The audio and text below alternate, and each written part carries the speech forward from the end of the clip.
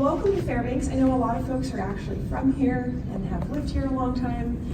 Specifically, thanks to FNATS, to Matt Sue, I know is here, Fast Planning, AMATS, all the folks working in transportation, tourism, development, for all of the work you do to partner together to make our state and our community the absolute best place to live, to work, and I think most importantly, the best place to play as well. So as a bit of additional background, I grew up in Anchorage. I know, for the Fairbanksans here, I got smart, I came to Fairbanks.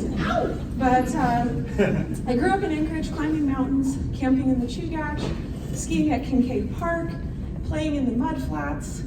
My favorite place on earth as a kid was Turnagain Arm and the trails all the way down to Girdwood and beyond. And the mountains was the place that I felt most at home. When I was 16, I got my very first job stocking shelves at REI. So I was raised to value Alaska's wild places and also to work hard to ensure that others could see the beauty of our great state as well. As someone said to me as I was talking about Alaska on a recent trip, "You're a really great representative for your state." And I thought to myself, you really have no idea. So in 2010, I moved to Fairbanks to go to UAF. Like many of my peers who also went to UAF, I fell in love with our amazing network of trails.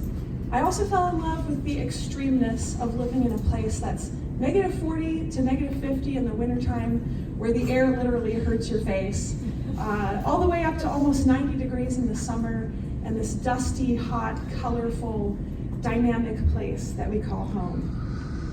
Fairbanks to me is a land of magic.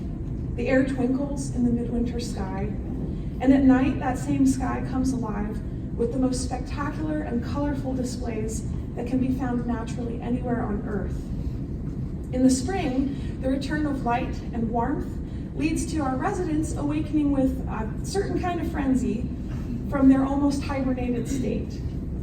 And until you've spent a summer in the Golden Heart City, it's hard to really understand what the midnight sun does to people and to our landscape.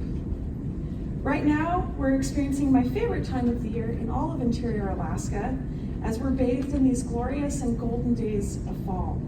And as our thriving winter tourism season begins, something I imagine that will be talked about this week.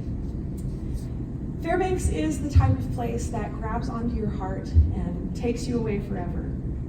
I certainly have felt this in the 13 years of calling this place home, and my family before me must have felt it as well. As a fourth-generation Alaskan, I imagine sometimes what it must have been like for my grandmother growing up along the Chena River. So while you're here, I encourage you to get out and enjoy our city if you haven't been before.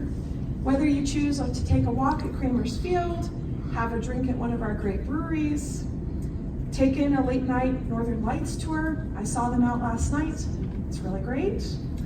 Or maybe you want to go on a late season ride on an electric bicycle. I really had to work that joke in there. So. I guarantee you that you're going to have fun and make memories, or at least gain additional perspective on why some of us call this crazy, wild, wonderful place in interior Alaska home. So welcome again to this individual, beautiful, wild, inspirational place that's full of urban vitality, but also a great number of rugged individualists striving to make this community the absolute best place it can be and that we can have to call home. And thank you all for the work you all do to encourage others to come to this state, no matter where it is they're traveling from or where it is in Alaska they go to see. Thank you for helping others to see the magic and feel that magic that I feel here and the longing that our landscape evokes. And thank you for working together at the crossroads of recreation, tourism, economic development, culture, and heritage, and of seeing the future through the lens of where we've been and in knowledge of what we can accomplish.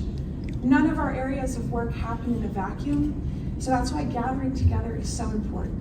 And I want to thank you all for being here today, and welcome to Fairbanks.